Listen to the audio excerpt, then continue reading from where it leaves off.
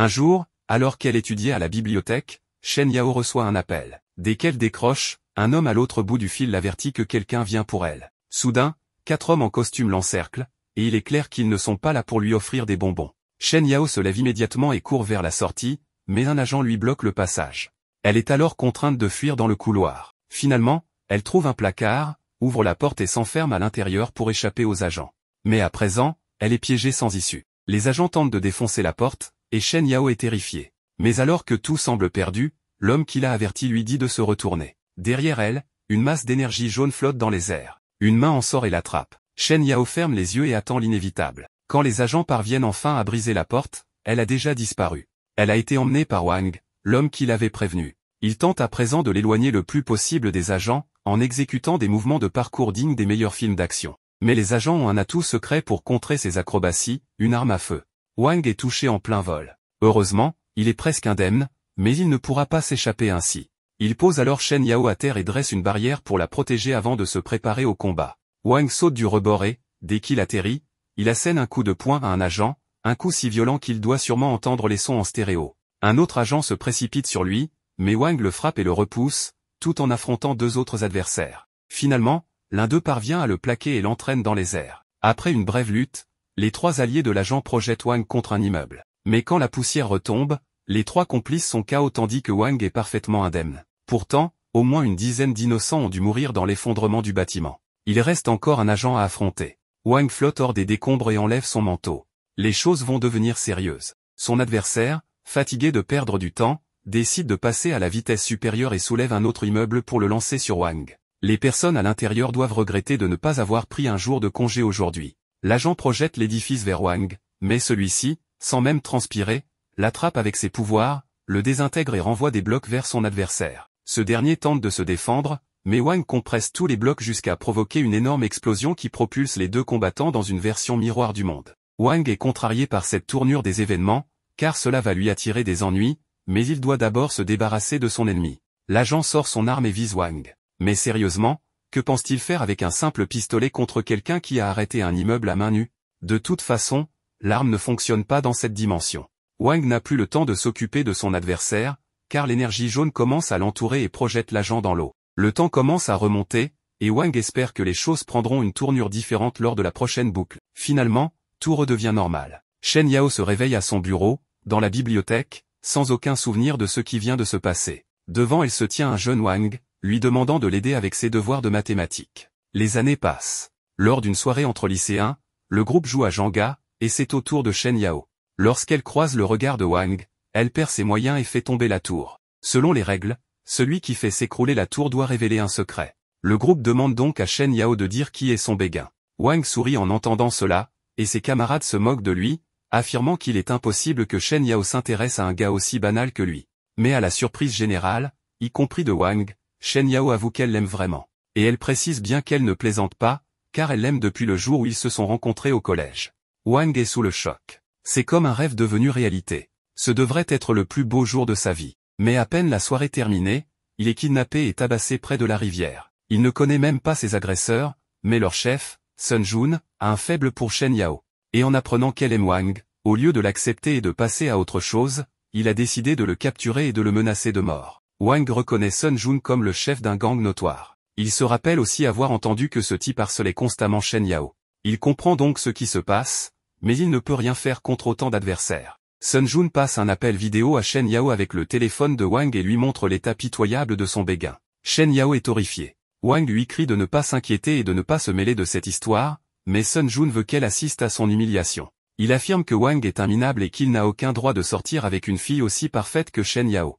Il ordonne même à Wang de jurer qu'il ne s'approchera plus jamais d'elle, sinon il le jettera dans la rivière. Wang pourrait choisir la solution de facilité et promettre qu'il ne parlera plus à Shen Yao. Mais il ne trahirait jamais celle qu'il aime. Alors, au lieu de se soumettre, il donne un violent coup de tête à l'un de ses ravisseurs. Le coup est si puissant que l'homme le lâche, et Wang tombe à l'eau.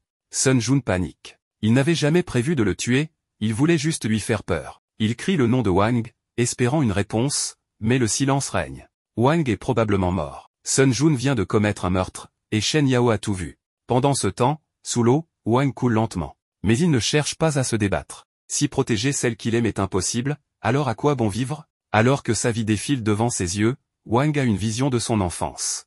Il se rappelle avoir fui un combat, ce qui a ruiné sa popularité au collège. Pour empirer les choses, il entend deux filles se moquer de lui et le traiter de pleurnichard. Après l'école, tout le monde rentre chez soi, mais Wang reste en arrière, perdu dans ses pensées. Shen Yao sort alors de l'école et le remarque. Voyant son air triste, elle lui demande ce qui ne va pas, mais Wang garde le silence. Pensant qu'il a oublié son parapluie, elle lui propose de partager le sien. Wang refuse, prétendant qu'il peut rentrer seul, mais Shen Yao insiste, il va être trempé sans parapluie. Il finit par admettre qu'elle a raison, mais décide d'attendre que la pluie cesse. Shen Yao trouve cette réponse amusante, mais elle remarque alors une coupure sur le bras de Wang. Elle insiste pour la soigner, et même s'il refuse d'abord, il finit par accepter. Shen Yao pose un pansement sur sa blessure et y dépose un baiser pour l'aider à guérir plus vite. À cet instant, Wang s'imagine déjà passer les 50 prochaines années avec elle. Il la remercie, et à partir de ce jour, ils deviennent inséparables. De retour dans le présent, Wang reprend conscience sous l'eau. Il aperçoit une lumière venant du fond de la rivière. Sachant qu'il est trop profond pour remonter à la surface, il décide de plonger vers la lumière. Au fond, il trouve un cube lumineux. Lorsqu'il le touche, une douleur immense traverse son corps, puis il est soudainement téléporté à travers un vortex pour atterrir dans un endroit inconnu. Wang panique, essayant de comprendre ce qui vient de se passer. Un système apparaît alors devant lui et lui annonce qu'il possède maintenant une capacité unique, il peut créer une zone de 15 mètres autour de lui et s'y téléporter instantanément. Il trouve cela absurde jusqu'à ce qu'il soit téléporté contre son gré. Il se retrouve dans le ciel au-dessus du canal, observant Sun Jun qui le cherche encore dans l'eau, paniqué à l'idée de l'avoir tué. Wang trouve la scène ironique, mais avant d'avoir le temps d'en profiter, il est encore téléporté. Il atterrit dans une salle de classe vide de son école. Convaincu que ses pouvoirs sont réels, il tente de comprendre leur origine. Le système lui parle à nouveau et lui explique qu'il s'est fusionné avec lui. Wang pense qu'il devient fou, mais le système le corrige, il ne lui parle pas dans sa tête, mais depuis son propre corps. Avant qu'il ne puisse réfléchir à cela, quelqu'un s'approche de la salle de classe.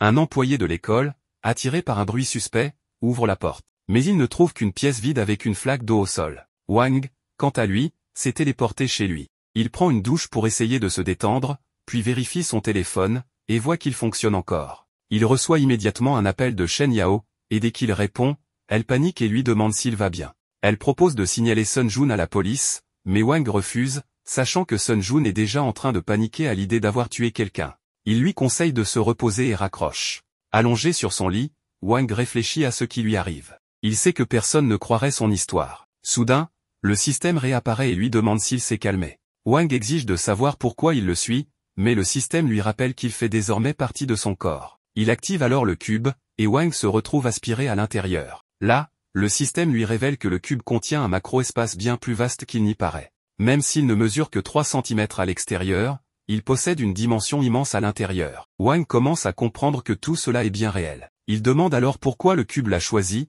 et le système lui répond simplement, parce que je veux réaliser ton rêve, devenir le roi du monde. Wang essaie de s'entraîner à la téléportation avec le système, mais il épuise rapidement son énergie et manque de tomber du haut d'un immeuble. Le système lui signale que ses réserves d'énergie sont presque vides et qu'il devra limiter la téléportation à 1 fois par minute. Wang décide alors de faire une pause, car il serait dangereux de tomber en panne d'énergie à 300 mètres du sol. Le système lui propose un moyen plus sûr de s'entraîner, en théorie, il peut utiliser ses pouvoirs pour voir tout ce qui se trouve dans un rayon de 15 mètres. Wang tente l'expérience et parvient à voir sa chambre, un couple au lit et même une voisine dans son bain. Trouvant cela déplacé, il décide d'arrêter et d'explorer plutôt le jardin. Mais il sursaute lorsqu'un chat croise son regard et finit à genoux. Le système l'avertit qu'il risque d'épuiser toute son énergie s'il continue à utiliser la téléportation et son pouvoir de perception amélioré. Bien que doué pour contrôler ses capacités, son corps n'est pas habitué à une telle dépense d'énergie et il finit par s'évanouir. Quelques heures plus tard, Wang se réveille dans son lit. Il comprend qu'il a poussé l'entraînement trop loin et décide d'être plus prudent à l'avenir. Le système l'a ramené dans sa chambre pendant qu'il était inconscient, car il avait besoin de repos. Mais Wang remarque soudain qu'il n'entend plus la voix du système dans sa tête. Le système lui explique que rester lié à son corps consomme de l'énergie, et qu'il ne peut pas risquer de disparaître en même temps que lui. Wang trouve cela logique, mais a encore du mal à croire qu'il possède des super pouvoirs. Il cherche des informations sur le cube sur Internet, mais il n'y a aucun tutoriel, il devra donc se débrouiller seul. À ce moment-là, il reçoit un message de Shen Yao l'invitant à déjeuner demain. Excité, il se rappelle soudainement de ce que Sun Jun lui a fait subir et jure de se venger, mais pas tout de suite, car il s'épuise encore trop vite. Wang demande au système s'il existe un moyen d'augmenter sa puissance. Celui-ci lui révèle qu'une fonction de mise à niveau automatique est intégrée et qu'il peut devenir plus fort en absorbant des gemmes d'énergie. Curieux, Wang demande quelle pierre utiliser. Le système lui explique que, théoriquement, n'importe quel caillou peut contenir de l'énergie, mais qu'il aurait plus de chance avec des pierres précieuses comme le charismatite sur son étagère ou la bague en diamant inestimable de sa mère. Wang refuse d'utiliser des objets aussi précieux, mais le système le rassure, ils ne contiennent pas assez d'énergie de toute façon. Cependant, le système a détecté une gemme suffisamment puissante dans le jardin en bas de l'immeuble. Wang ne perd pas de temps et s'y téléporte avec une pelle. Il demande où creuser, mais le système l'encourage à localiser la pierre lui-même grâce à sa perception spatiale. Fermant les yeux, Wang scanne la zone et finit par repérer quelque chose près d'un arbre. Il creuse et découvre un galet orange brillant, qui semble pourtant ordinaire. Le système lui assure qu'il s'agit bien d'une pierre d'énergie. Wang entre dans l'espace du cube et place la gemme contre un mur, où elle est absorbée en quelques secondes. Il sent immédiatement une poussée d'énergie. Le système lui explique que cette pierre a augmenté sa force de 2 niveaux et son endurance d'1 niveau. S'il continue à absorber des pierres de pouvoir, il pourra considérablement améliorer ses capacités de combat. Le lendemain matin, son réveil sonne, mais il est encore fatigué après avoir passé la nuit à chasser des pierres d'énergie. Il se rappelle qu'il doit aller en cours et se dépêche de s'habiller. À son arrivée, Shen Yao l'interpelle pour obtenir des explications sur les événements de la veille. Mais elle se rend vite compte que toute la classe la regarde, tout le monde se souvient qu'elle a avoué aimer Wang. Les élèves commencent alors à la taquiner. Soudain, une agitation se fait entendre à la porte, Sun Jun vient d'arriver. Dès son entrée, il ordonne à un de ses hommes de donner un violent coup de pied à un élève au hasard. Il est clair qu'il a fait irruption dans l'école pour retrouver Wang. Shen Yao s'inquiète, mais Wang lui demande de se calmer et de retourner à sa place. Sun Jun a entendu dire que Wang était encore en vie. Il s'avance au milieu de la classe et demande où il se trouve. Dès qu'il prononce son nom, tous les élèves se tournent vers Wang, véritable balance en puissance. Wang tente d'ignorer la situation, espérant que Sun Jun finira par partir, mais ce dernier l'a déjà repéré et commence à monter les escaliers pour l'atteindre. L'affrontement semble inévitable pour Wang. Avec ses nouveaux pouvoirs, il devrait pouvoir tenir tête à Sun Jun, mais il préfère demander au système ses chances de victoire. Celui-ci lui assure que le combat sera une formalité, la puissance moyenne des combattants ici est de 5, tandis que la sienne atteint 22. Shen Yao tente alors d'intervenir, suppliant Sun Jun d'abandonner pour éviter que Wang ne soit blessé. Mais Sun Jun ignore sa requête et se met à insulter Wang. Shen Yao, exaspéré, lui demande de partir, mais Wang, à bout de patience, se lève et s'excuse auprès d'elle de l'avoir laissé subir ses provocations. Il promet qu'il va maintenant s'occuper de Sun Jun. Furieux que Wang ose le défier, Sun Jun l'attrape par le col et menace de le tuer. Cependant, Wang lui saisit fermement le bras et le serre avec une telle force que Sun Jun hésite un instant. Wang l'avertit, s'il continue de les harceler, lui et Shen Yao, il le regrettera amèrement. Sun Jun est sous le choc, comment Wang a-t-il pu acquérir une telle force du jour au lendemain? Avant que la situation ne dégénère, le professeur de la classe fait irruption et ordonne à Sun Jun et à ses hommes de quitter les lieux. Sun Jun obéit, mais avant de partir, il murmure à l'oreille de Wang de le rejoindre ce soir sur le terrain de basket de North City s'il ne veut pas que Shen Yao ait des ennuis. Shen Yao, inquiète, demande à Wang ce que Sun Jun lui a dit, mais celui-ci prétend que ce n'est rien d'important. Il feint un mal de tête et envisage de sécher les cours pour la journée. Pendant ce temps, Sun Jun, au terrain de basket, essaie toujours de comprendre comment Wang a pu lui laisser des ecchymoses au poignet. Il refuse de croire que ce dernier s'est simplement mis à la musculation et jure de se venger pour cette humiliation. Un peu plus tard, Wang arrive au terrain et exige de voir Sun Jun. Ce dernier l'attend, assis en haut des gradins, et éclate de rire en le voyant.